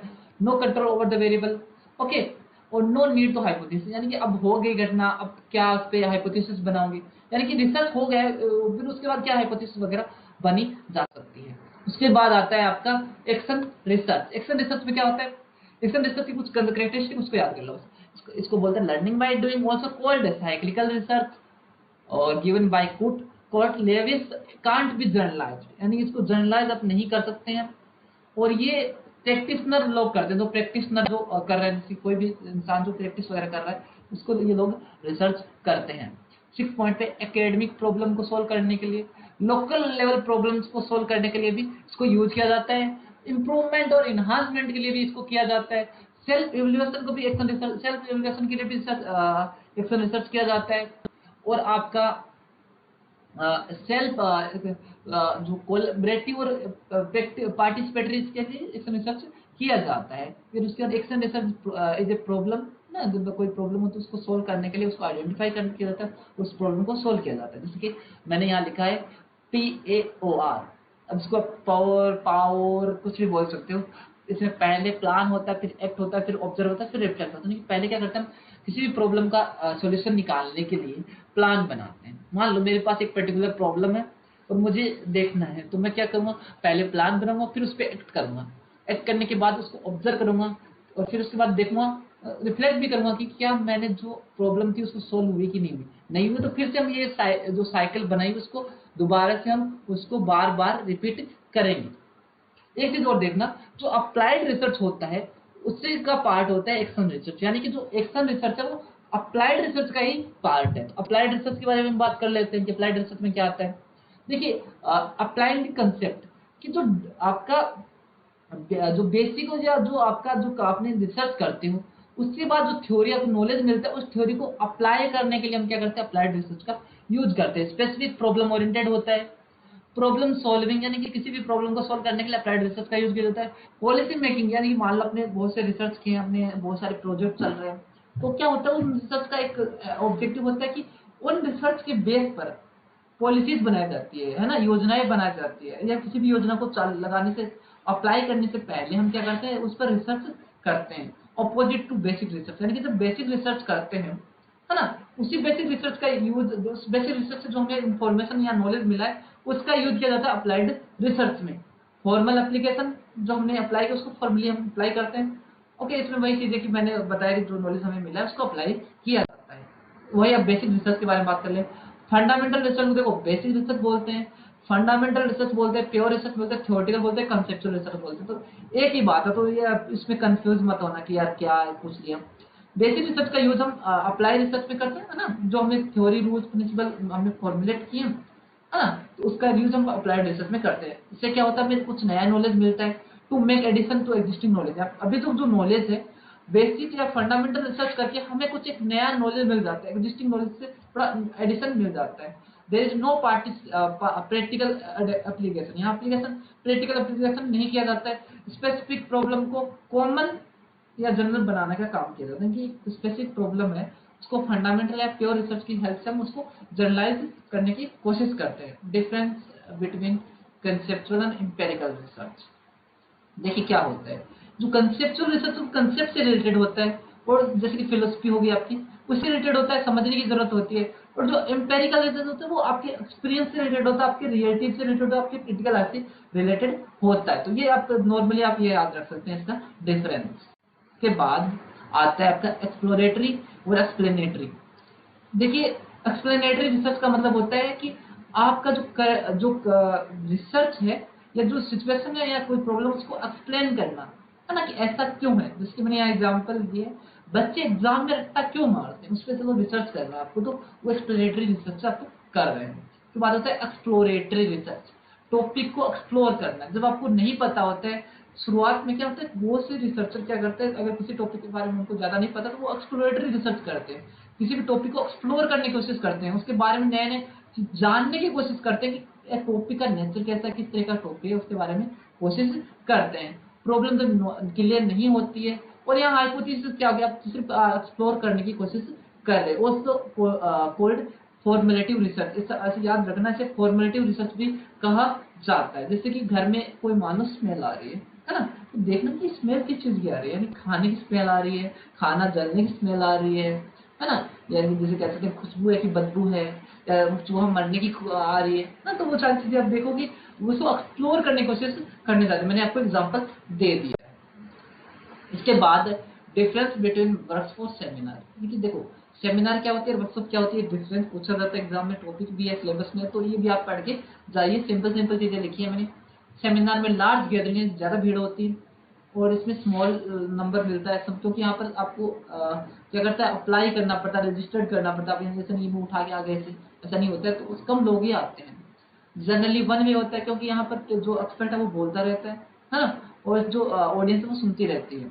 यहाँ पर टू वे होता है बिटवीन ऑडियंस एंड एक्सपर्ट, यानी कि जो प्रैक्टिकल होता है, जनरली ये याद रखिए सेमिनार थ्योरेटिकल जैसे चलती है, और वर्कशॉप प्रैक्टिकल चीजें होती है, जैसे कि रिसर्च रिलेटेड स्टैटिक्स या कुछ चीजें सीखनी है आपको, या कुछ स्किल्स देखनी है, तो आपको वर्कशॉप करवाई जाती है। Okay, question answer session end of the seminar होता है, और we can ask the question any time, यानी कि वर्कशॉप में एनी टाइम आप क्वेश्चन पूछ सकते हैं। ओके, चलो मैं आपको साफ समझ, ये नॉर्मली होता है ना, ये जनरली क्या होता है, इन डेप्थ होता है। ओके, और ये शॉर्टर ड्यूरेशन के लिए होता है, ये लॉन्ग ड्यूरेशन के लिए 6 महीने चल जाते हैं वर्कशॉप, है ना। ये थोड़ा 10 दिन 8-10 दिन ज्यादा होता है। Generally open university generally open होता है सबके लिए, कि भी आपको वर्कशॉप सेमिनार ओपन ज्वाइन करनी सब ज्वाइन कर सकते हैं। बट यहाँ अगर आपको इसके लिए अगर सेमिनार ज्वाइन करनी है, तो इसको रजिस्टर करना पड़ेगा इन एडवांस। ओके, चलिए next, difference between thesis and article, यानी कि थीसिस क्या होती है, आर्टिकल क्या होता है, उसके बारे में हम जान लेते हैं। कुछ एट्रीब्यूट्स में इसके पर्पज क्या होता है। थीसिस को डिग्री मिलती है तो ठीक है, और आर्टिकल आपको डिग्री नहीं मिलती है, अभी आप आर्टिकल लिखते हैं आप कुछ बन जाओगे नहीं, सिर्फ ये कि आप कंट्रीब्यूट कर रहे हैं रिसर्च फील्ड में। उसके बाद ऑडियंस क्या रहेगी, थीसिस के टाइम होता है कि भाई जो कम्युनिटी का जो कमेटी है जो आपकी प्रोफेसर्स की, वो रहती है, जो प्रोफेसर्स वगैरह होती है। आर्टिकल में फार्दर रिसर्चर होते हैं, वही जो रिसर्चर वही आपका रिव्यू करते हैं, वही ऑडियंस होती है। यहाँ एब्स्ट्रैक्ट लॉन्गर अप टू 500 यानी कि 500 वर्ड के आसपास रहता है, और यहाँ पर जो एब्स्ट्रैक्ट रहता है वो 50 से 150 वर्ड का रहता है। यहाँ इंट्रोडक्शन में मोर डिटेल्ड होता है, क्योंकि आप थीसिस देख रहे हैं तो 5 साल 3 साल का टाइम मिलता है, तो आपको इंट्रोडक्शन एकदम डिटेल में देना है आपको। यहाँ जो आपका आर्टिकल में जो इंट्रोडक्शन वो एकदम से शॉर्टली होता है, एब्सोल्युटली जो रिक्वायर वही इंफॉर्मेशन आपको देनी होती है। यहाँ लेंथ 20,000 वर्ड लिमिट होती है, यहाँ 3,000 से 6,000 वर्ड लिमिट होती है। ये थोड़ा गहनता से किया जाता है, थोड़ा डीपली किया जाता है, एक्सटेंसिव किया जाता है। यहाँ वही कंट्रोल भैया की नॉर्मल जो इन्फॉर्मेशन रिक्वायर्ड है वही दी जानी चाहिए। यहाँ पर आप डिटेल जो डिस्कशन करते हैं वो interpretation with of the result, यानी कि जो डिस्कशन कर रहे हैं अपने साथी के साथ में करते हैं, और जो आपका रिजल्ट निकला उस पर रिसर्च किया जाता है, डिस्कशन किया जाता है। यहाँ पर जो रिजल्ट होता है वो एकदम क्लियर और कंसाइज होता है। रेफरेंस भी आपको देनी पड़ती है, अच्छे से आपको पूरी आपको रेफरेंस दिया जाता है। इसमें सिलेक्टिव आप रेफरेंस दे सकते हैं। अपेंडिक्स इंक्लूजन मस्ट, और यहाँ अपेंडिक्स जो ऑप्शनल होता है। जैसे अपेंडिक्स का मतलब होता है जैसे कि आपने क्वेश्चनर यूज किए हैं, ऑब्जर्वेशन के लिए कोई आपने कोई फॉर्म यूज किया, तो वो होता है अपेंडिक्स में आपको एक सेक्शन होता है अपेंडिक्स, को आपको उसको यूज कर सकते हैं। उसके बाद आता है आपका कैरेक्टरिस्टिक ऑफ रिसर्च, यानी कि ऑब्जेक्टिविटी यानी कि निष्पक्षवाद मैंने बता दिया आपको।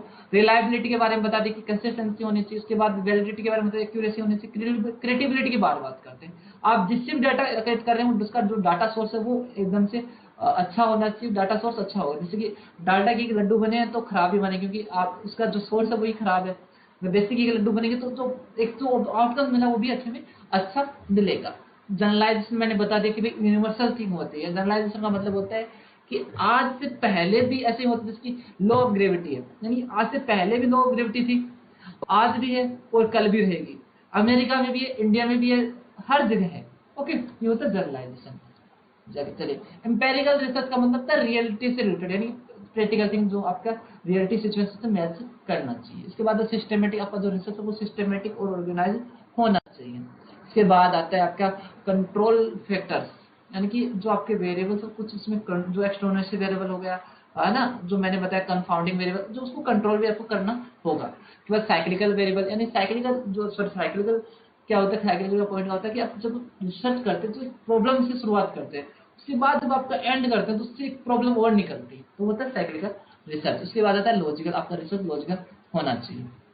इसके बाद आता है where can you to be research, यानी कि आप आईसीटी कहाँ यूज करते हैं। आईसीटी की फुल फॉर्म होती है इंफॉर्मेशन कम्युनिकेशन टेक्नोलॉजी, यानी कि आप जब डाटा कलेक्ट कर रहे हैं तब भी आप आईसीटी का यूज कर सकते हैं, जब आप डाटा एक्सेस कर रहे हैं होते हैं तब भी आप आईसीटी का यूज कर सकते हैं, और जब डाटा स्टोर करते हैं, स्टोरिंग करते हैं, जैसे माइक्रोसॉफ्ट एक्सेल में आप स्टोर कर सकते हैं, माइक्रोसॉफ्ट एक्सेस में कर सकते हैं। Data can be also use cloud वगैरह कहाँ भी आप अपना डाटा सेव स्टोर कर सकते हैं। उसके बाद प्रोसेसिंग जब करते हैं आप, एसपीएसएस हो गया आपका, ओके, मैक्स सीडी हो गया, बहुत सारे स्टैटिक्स हो गए। तो आप अपनी डाटा प्रोसेसिंग करने के लिए आपकी बहुत सारे एप्स है जो सॉफ्टवेयर आप यूज कर सकते हैं। कम्युनिकेटिंग रिसर्च फाइंडिंग्स, यानी कि आप कुछ कम्युनिकेट करने के लिए भी रिसर्च फाइंडिंग्स का यूज कर सकते हैं। उसके बाद तीन चार कुछ प्लेटफॉर्म जो गवर्नमेंट ने इनिशिएटिव्स जो गवर्नमेंट ने चालू किए उसके बारे में बात करने की कोशिश करते हैं। चलिए शोध गंगा क्या है। शोध गंगा थीसिस और डिसर्टेशन के लिए, यानी कि एक रिसर्चर अपनी थीसिस सबमिट करता है तो उसकी एक सीडी या उसकी पीडीएफ फाइल अपलोड करनी होती है शोध गंगा में, और वो ऑथेंटिक होनी चाहिए, ऑथराइज्ड होनी चाहिए, या तो एचओडी से या सुपरवाइजर से, आपके सुपरवाइजर से जो पीएचडी स्कॉलर्स करते हैं। उसके बाद शोध गंगोत्री जो आपका एप्लीकेशन है वहां पर सिनॉप्सिस मिलती है आपको, कि आपकी सिनॉप्सिस आप पीएचडी और आप फिल कर रहे होते हैं, आपकी सिनॉप्सिस वहां पे सबमिट करवाई जाती है, कि जो आप पीएचडी में जब शोध गंगा में आप जब पीएचडी थीसिस सबमिट करते हैं तो आपकी जो सिनॉप्सिस है उसको मैच किया जाता है कि आप कुछ डुप्लीकेसी वगैरह तो नहीं हुई है, किसी और से तो नहीं लिखवाई आपने। उसके बाद आता है इनक्लिब नेट सेंटर, यानी कि इंफॉर्मेशन एंड लाइब्रेरी नेटवर्क, यानी कि इनक्लिब नेट सेंटर क्या करता है कि जो लाइब्रेरीज है इंडिया की जितने भी इंस्टीट्यूट की लाइब्रेरी है उनको ऑनलाइन क्या करते हैं, कनेक्ट करने की कोशिश की जाती है इनक्लिब नेट सेंटर के द्वारा। एक और इन्फॉर्मेशन आपको बता देता हूँ कि इनक्लिब नेट सेंटर के थ्रू ही शोध गंगोत्री वगैरह ये इनिशिएटिव्स आए थे, है ना। शोध गंगा इसी की सहायता से आई थी, ये मैंने बता दिया आप लोगों को। इनक्लिब नेट एक ऐसा है जिसमें सारे देश की जो भी लाइब्रेरी वगैरह ये मैंने बता दिया, उसका मॉडर्नाइज और फंडिंग का काम भी इस नेट सेंटर करता है। ये देश के यूनिवर्सिटीज और लाइब्रेरी को कनेक्ट करने का काम करते हैं, मैंने आपको बता दिए। इसके बाद शोध सिंधु, यहाँ क्या होता है, यहाँ पर आपको 1500 से ज्यादा कोर और प्री रिव्यूड जर्नल आपको मिलते हैं। उसके बाद उच्चतर आविष्कार योजना, इसमें क्या होता है, उच्चतर आविष्कार योजना बता दूं कि कुछ जो कंपनीज हैं क्या करती है, वो कंपनीज रिसर्च करवाती है, और रिसर्च करवाने के लिए यूनिवर्सिटीज के पास जाती है कि हमें इस टॉपिक पे रिसर्च करवाना है, आप हमें रिसर्च करवा के दीजिए। तो वो क्या फंडिंग देती है कंपनीज, और यूनिवर्सिटीज अपने स्टूडेंट से रिसर्च करवाती है। ओके, और ये 6 अक्टूबर 2015 को आया था। वही मैंने आपको बता दिया कि फंड देती है प्राइवेट कंपनीज, और वो उसको क्या करती है, रिसर्च करवाती है। चलिए, व्हाट इज डीबीएमएस। डीबीएमएस क्या होता है, डेटाबेस मैनेजमेंट पैकेज, यानी कि ये आपके जो आपने जो डाटा है उस डाटा को मैनेज करने के लिए डीबीएमएस सॉफ्टवेयर उसको यूज किया जाता है। ओके, डेटाबेस एक ऐसा सॉफ्टवेयर जिसको डिजाइन किया गया डाटा बेस को मैनेज करने के लिए, मैंने आपको बता दी, तो इसके जो कुछ है वो आप देख सकते हैं। उसके बाद ये तीन कंसेप्ट है वो भी आप अच्छे से देखिए, स्टैंडर्ड डेविएशन, रिग्रेशन और कोरिलेशन, ये क्या क्या होते हैं। देखिए स्टैंडर्ड डेविएशन क्या होता है, standard deviation it measure to, देखिए मैं बताता हूँ क्या होता है। स्टैंडर्ड डेविएशन जो आपका एवरेज है उससे आपका डाटा कितना दूर है कितना पास है, जिसके मैंने यहाँ एग्जांपल लिया आपको मैं समझाने की कोशिश करता हूँ। जैसे कि यहाँ जो 1180, 1220 और 1200, इसका एवरेज आता है 1200, यानी कि देखिए आप खुद देख लीजिए कि आपका जो एवरेज है वो पास पास है, क्योंकि 20 ज्यादा है उसका सम एकदम बराबर है, 20 कम है 20 ज्यादा है, तो ये समान समान। अब एक और देखिए, एक दूसरा एग्जांपल है 110, 1150, 2340। अब खुद बताइए जो आपका एवरेज निकला है वो तो 1200 ही आएगा एवरेज, ठीक है। एवरेज का मतलब होता है कि जो आपने इनको प्लस कर लो, इनको प्लस करने के बाद इनको जोड़ के और तीन का भाग दो, क्योंकि संख्या तीन, एक दो तीन संख्या तो तीन का भाग दे दो तो एवरेज आ जाएगा। तो एवरेज तो सेम आएगा, बट आपका जो एवरेज निकला वो अपने डाटा से कितना दूर है ना। हमारा मीन जो एवरेज निकला है क्या वो हमारे एवरेज से डाटा के पास है या दूर है। ओके, ये होता है स्टैंडर्ड डेविएशन का मतलब। सिंपल है, आप उसमें ज्यादा अंदर घुसने की जरूरत नहीं, क्योंकि आपके एग्जाम्स में ऊपर ऊपर से पूछा जाता था, ज्यादा घुसने की जरूरत भी नहीं है। उसके बाद आता है कोरिलेशन। कोरिलेशन का मतलब होता है इसका यूज दो वेरिएबल के बीच में रिलेशन मेंटेन करने का काम किया जाता है। देखे जाते हैं कि दो वेरिएबल्स के बीच में क्या रिलेशन है, यानी कि जो मैंने आपको बताया था कि हाइपोथेसिस में जो फैक्टर्स वेरिएबल्स होते हैं, उनको जो वेरिएबल्स मैंने बताए आपको उनके बीच में रिलेशनशिप क्या है। कोरिलेशन को आर से डिनोट किया जाता है ना। और देखिए जाता है कि रिलेशन पॉजिटिव है, जो रिलेशनशिप देखिए वो पॉजिटिव है नेगेटिव है, यानी कि आपके जो वेरिएबल्स अगर वो एक दिशा में, यानी कि अगर वो बढ़ रहे हैं, है ना, या वो घट रहे हैं एक साथ में, यानी कि जो एक्स वेरिएबल और वाई वेरिएबल एक साथ अगर बढ़ रहे हैं, यानी कि पॉजिटिव जा रहे हैं, यानी बढ़ रहे हैं, मान लो फॉर एग्जाम्पल चाय पीने से हेल्थ अच्छी हो रही है, तो ठीक है, या फिर चाय पीने से, ज्यादा चाय पीने से, है ना, सॉरी, कम चाय पीने से हेल्थ घट रही है, तो ये हो गया आपका पॉजिटिव रिलेशनशिप। या फिर क्या होता है कभी कभी जो नेगेटिव रिलेशनशिप में क्या होता है कि क्या जो बच्चे ज्यादा जो वीडियो गेम खेलते हैं उनके मार्क्स घटते हैं, यानी कि एक वेरिएबल ऊपर उठ रहा है, एक वेरिएबल नीचे आ रहा है, तो ये क्या होता है कि नेगेटिव रिलेशनशिप हो जाती है। ओके, उसके बाद आता है आपका रिग्रेशन। रिग्रेशन में कॉज एंड इफेक्ट रिलेशनशिप देखी जाती है, तो इसको सिंपल है, इसमें देखा जाता है कि जो आपका इंडिपेंडेंट वेरिएबल है, डिपेंडेंट वेरिएबल पर कितना इफेक्ट पड़ रहा है। Okay, hypothesis testing. Hypothesis testing का मतलब जैसे कि डाटा एनालिसिस करने के बाद क्या करते हैं, पहले मैंने बताया कि टेंटेटिव स्टेटमेंट लेते हैं, टेंटेटिव स्टेटमेंट हो गई, हाइपोथेसिस बना ली, उसके डाटा कलेक्ट किया जाता है, डाटा एनालिसिस किया जाता है, फिर हाइपोथेसिस टेस्ट की जाती है। डाटा एनालिसिस करने के बाद हाइपोथेसिस टेस्टिंग की जाती है। टेस्ट हमेशा नल हाइपोथेसिस की जाती है, ये भी मैंने बता दिया आपको कि टेस्ट हमेशा नल हाइपोथेसिस की जाती है ना। नल हाइपोथेसिस एक्सेप्ट कर लेते हैं तो जो अल्टरनेटिव हाइपोथेसिस ऑटोमेटिकली रिजेक्ट हो जाएगी। इसको यहाँ से देखो, यहाँ से पढ़ो, हाइपोथेसिस को टेस्ट करने के बाद हमारी वैल्यू जो आई है ना, उसको टेबल वैल्यू के साथ कंपेयर किया जाता है। दो सिचुएशन होती है, क्या होता है, जो टेस्ट वैल्यू है और जो टेबल वैल्यू है जो हमने सेट की है, और जो हमारे टेस्ट की वैल्यू है, हमने हाइपोथेसिस टेबल वैल्यू जो सेट की हमने इतना आंसर आना चाहिए, और जो हमारी टेस्ट की वैल्यू है उसके दो चीजें, दो चीजें, दो सिचुएशन बन सकते हैं, उसके बारे में बात करने की कोशिश करते हैं। दो उसके बारे में बताता हूँ देखो आपको मैं, क्या कौन कौन से। पहली सिचुएशन कि भाई जो हमारे टेस्ट की वैल्यू है टेबल वैल्यू के अंडर में आ रही है, जैसे कि मान लो मैंने अपनी टेबल वैल्यू रखी थी 3, और जो हमारी टेस्ट की वैल्यू आ रही है 2.5 आ रही है, यानी कि 2.5 आ रही है, तो हमारी जो मान लो जो टेबल वैल्यू थी वो थी मान लो 3, और टेस्ट की वैल्यू है वो है हमारी 2.5, तो नल हाइपोथेसिस क्या हो जाएगी, एक्सेप्ट हो जाएगी। आई होप आपको समझ में आया होगा। चलिए फिर दूसरी सिचुएशन बताता हूँ। दूसरी सिचुएशन क्या होती है, दूसरी सिचुएशन होती है कि सॉरी इसको हटा देता हूँ। चलिए, हाँ, दूसरा क्या था, अगर टेस्ट की वैल्यू मैंने 3 रखी थी, और जो हमारे सॉरी टेस्ट की टेबल वैल्यू से बियॉन्ड चली जाती है, यानी कि जैसे क्या होता है कि मान लो मैंने टेबल वैल्यू रखी थी 3, बट टेस्ट की वैल्यू कितनी आ रही है 4, बियॉन्ड चली गई, नहीं कि आगे चली गई, तो नल हाइपोथेसिस क्या हो जाएगी, रिजेक्ट हो जाएगी, एक्सेप्ट नॉट एक्सेप्ट यानी कि रिजेक्ट हो जाएगी। ओके, आई होप आपको समझ में आया होगा। चलिए data and types of data की बात करते हैं। डाटा क्या है, देखिए डाटा क्या होता है, डाटा इज अनप्रोसेस्ड फैक्ट होता है जो प्रोसेस करने के बाद इंफॉर्मेशन बन जाता है। हम कुछ डाटा बैंक से जाते हैं, निकालते हैं, उस डाटा को क्या करते हैं, उसके बाद हाइपोथेसिस टेस्ट कर लेंगे, हमारे पास डाटा होना चाहिए। डाटा दो प्रकार का होता है, टाइप्स ऑफ डाटा यानी कि दो प्रकार, primary data, first hand data यानी कि जो हम खुद अपने हाथ से कलेक्ट करते हैं। Primary data are those which are collected fresh for the first time, यानी कि वो डाटा जो फ्रेश होता है और हम फर्स्ट पहली बार हम उसे कलेक्ट करते हैं, प्राइमरी डाटा होता है जो हम खुद कलेक्ट करते हैं, ओरिजिनल इन नेचर होता है। ओके, चलिए मैं तो इसको चलो मिटा देता हूँ। चलिए इसके बाद इसके कुछ टूल है, उसके देखिए कि ऑब्जर्वेशन कर लिया आपने, प्राइमरी डाटा के इंटरव्यू ले लिया, क्वेश्चनर हो गया, शेड्यूल जो है सेंसस के लिए यूज की जाती है, फोकस ग्रुप डिस्कशन हो गया। सेकेंडरी डाटा क्या होता है, सेकेंडरी डाटा क्या होता है, आपका ऑन द अदर हैंड, यानी कि दूसरे के हाथों में, दूसरे किसी हाथ में, यानी कि अब किसी दूसरे के हाथ लेके जाओगे कलेक्ट करने के, डाटा कलेक्ट करने के लिए, ऐसा नहीं है।